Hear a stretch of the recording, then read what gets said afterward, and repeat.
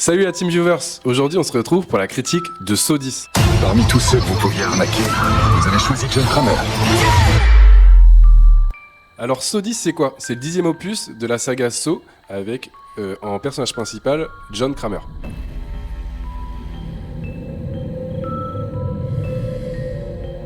On va passer au synopsis du film. Donc John Kramer a une tumeur au cerveau et il rencontre un malade qui a guéri d'un cancer de la prostate et lui donne du coup des coordonnées et une adresse d'un centre médical.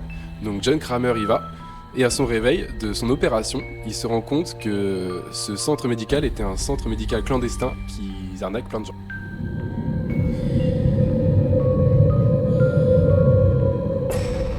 Pour moi, j'ai deux points positifs sur ce film, c'est le scénario. Donc comme je dis, c'est un scénario qui change car il veut se soigner, il donne sa confiance et au final, c'est lui qui se fait avoir et qui se fait arnaquer par des gens, donc il va les pourchasser pendant tout le film. C'est vraiment une bonne idée. Et donc pour les fans de ce genre de film, vous êtes très bizarres. Moi je tiens à signaler quand même les fans de ce genre de film, mais bon, on vous aime bien.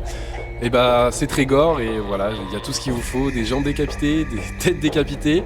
Donc pour les fans de ce genre de film, vous aurez tout ce qu'il vous faut.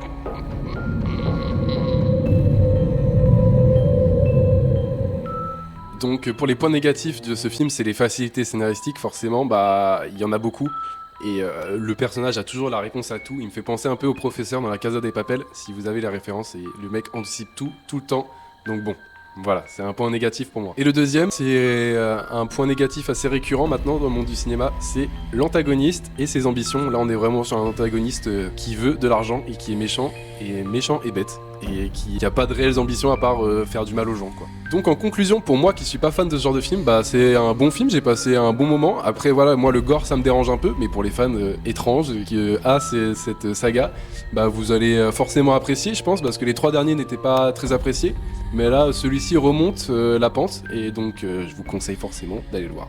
Et donc pour ceux qui nous suivent, cette semaine, nous allons critiquer le film Killers of the Flower Moon.